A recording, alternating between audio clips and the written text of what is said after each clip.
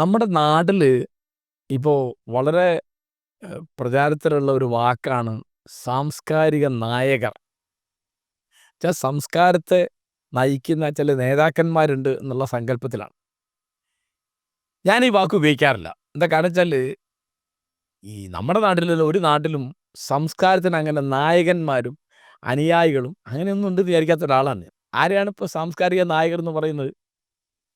സാഹിത്യകാരന്മാർ. ഇപ്പോൾ കഥയോ കവിതയോ നിരൂപണമോ നോവലോ എഴുതുന്ന ആളുകൾ, പിന്നെ ചില പത്രപ്രവർത്തകർ. ഇപ്പം പണ്ട് ബുദ്ധിജീവി എന്ന് പറഞ്ഞിരുന്ന ഇനമാണിത്. പണ്ടൊക്കെ പറയും ബുദ്ധിജീവി എന്നാ. ബുദ്ധിജീവി എന്നുള്ള വാക്കും കുറച്ച് കടുപ്പാണെന്നാണ് എൻ്റെ അഭിപ്രായം.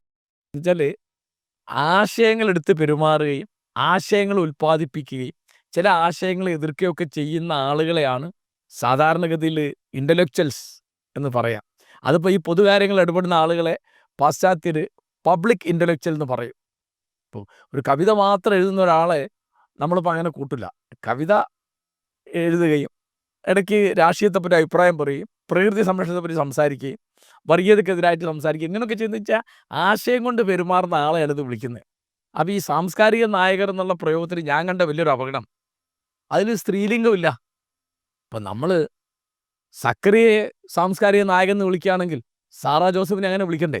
സാംസ്കാരിക നായിക നിങ്ങൾ കേട്ടിട്ടുണ്ടോ? ഇല്ല, ഇല്ല. ബുദ്ധിജീവി പിന്നെ ആണും പെണ്ണും ഒക്കെ അത് പൊതു സാമാന്യമായ ഒരു പ്രയോഗമാണ് ബുദ്ധിജീവി എന്ന് പറയുന്നത്.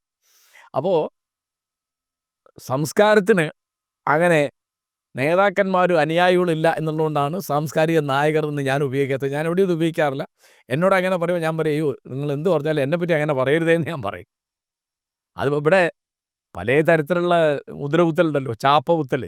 അത് അനുമോദിക്കാൻ വേണ്ടിയും വിമർശിക്കാൻ വേണ്ടിയൊക്കെ ഇങ്ങനെ ചാപ്പ കുത്താണ്. പണ്ടാണെങ്കിൽ മൂരാച്ചി എന്ന് പറയും, പിന്തിരിപ്പൻ എന്ന് പറയും, വലതുപക്ഷ ബുദ്ധിജീവി എന്ന് പറയും, അതൊക്കെ പറയുന്നുണ്ട് ഇപ്പോഴും.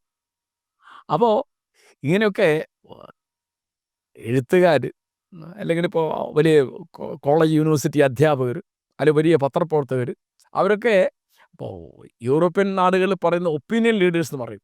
അതായത് അഭിപ്രായം രൂപീകരിക്കാൻ നമ്മളെ സഹായിക്കുന്ന നേതാക്കന്മാർ.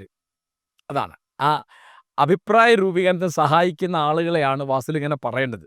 അപ്പോൾ ബാക്കി എന്ത് പറഞ്ഞാലും സാംസ്കാരിക നായകർ എന്ന് പറയണ്ട എന്നാണ് എൻ്റെ ഒരു ഇത്.